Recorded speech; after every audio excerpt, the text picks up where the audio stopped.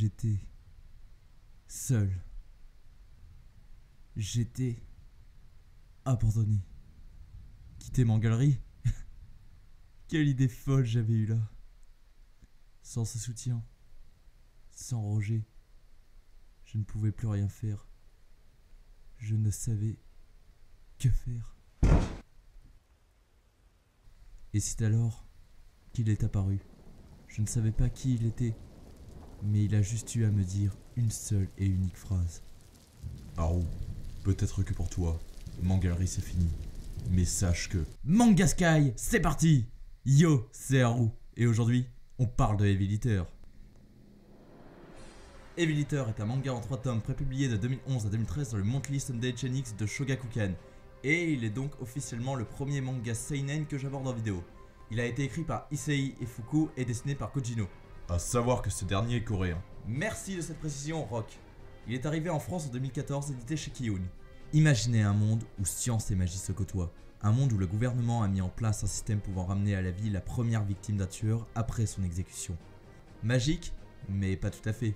Ces personnes ramenées à la vie, appelées Returners, reviennent avec ce qu'on appelle des bugs, des troubles psychologiques qui, s'ils ne sont pas éliminés, peuvent faire d'eux des dangers pour la société. C'est alors que doivent agir les sorcieristes, des humains en capacité spéciale qui ont pour but d'anéantir les bugs des Returners.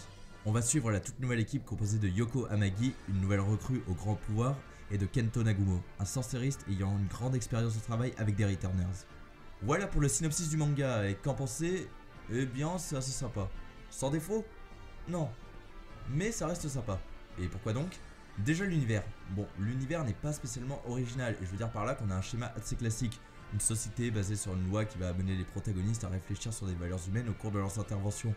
On a déjà vu ce schéma dans Ikigami ou Psycho Pass. Oui, je sais, Psycho Pass est sorti après. Mais là, ce n'est pas sur la justice qu'on va te faire réfléchir, mais sur le sens de la vie, parce que le manga va aborder des thèmes très intéressants et soulever plusieurs problématiques.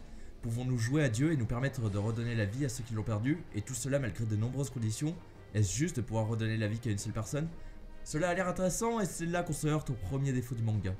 Il n'exploite pas assez son thème. Franchement, avec ce genre d'univers, on aurait pu imaginer de nombreuses situations. Rendre la vie à une femme enceinte et exploiter la psychologie d'une personne qui a été ramenée à la vie, mais qui a dû perdre son enfant. Ou ramener à la vie un tueur, ce qui aurait pu poser un cas de conscience vu que les sorcieristes ont pour but de réintroduire les Returners dans la société. Et c'est vraiment dommage de ne pas avoir suffisamment exploité ce côté du manga, parce qu'on aurait pu avoir un vrai reverse Ikigami. Le manga avait aussi d'autres pistes qu'il pouvait exploiter, mais elles sont assez bâclées. Par exemple, les sorcieristes souffraient du racisme car la majorité des personnes ne comprenaient pas leur pouvoir et beaucoup n'étaient pas convaincus par ce qu'ils faisaient. Et là encore, c'est vite effleuré, mais on prend pas suffisamment la peine de s'y intéresser. Mais ce défaut est dû à un autre défaut, le manga est trop court. Pour tout ce qu'il peut exploiter, 3 tomes ce n'est pas suffisant, et ça se sent dans l'histoire. Bon, je vais devoir un peu te spoiler pour que tu comprennes, mais rien de grave. Dans ce genre d'histoire, on a toujours un méchant qui est contre le système et qui va essayer de le renverser, ce qui est assez bien tourné et qui mène à des scènes qui marchent bien. Mais cette histoire ne se conclut pas, mais pas du tout. Il y a même des éléments qui devenaient capitaux qui disparaissent d'un coup, donc c'est frustrant. Mais même si je dis que ce manga a des défauts, il ne faut pas oublier ses qualités. Déjà, le dessin est de très bonne qualité. Kojimo arrive très bien à se débrouiller dans les scènes d'exploration psychologique des divers personnages. Le manga frôle aussi par ses personnages des thèmes intéressants comme les expériences sur des humains. Et pour les autres personnages, on a le droit à une bonne écriture, mais qui encore une fois n'est pas assez étendue, sauf pour le personnage de Kento Nagumo, car nous avons le droit à un personnage ayant un bon postulat de départ et qui évolue tout au fil du manga pour avoir une conclusion où certains diront qu'elle est bateau, mais que j'ai trouvé suffisante. Du coup, que dire d'Heavy Litter? Je le retiendrai surtout pour ce qu'il n'a pas pu devenir, mais il est quand même assez sympathique à lire pour un manga aussi court. Donc est-ce que je vous le recommande? Eh bien j'ai envie de vous dire pourquoi pas.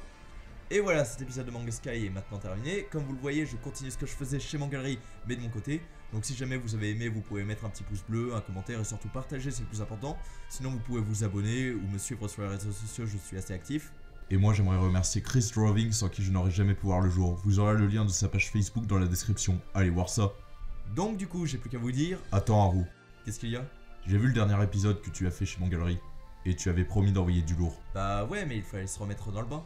Certes, mais au prochain coup, tu dois le faire. Qu'est-ce que tu veux dire par là?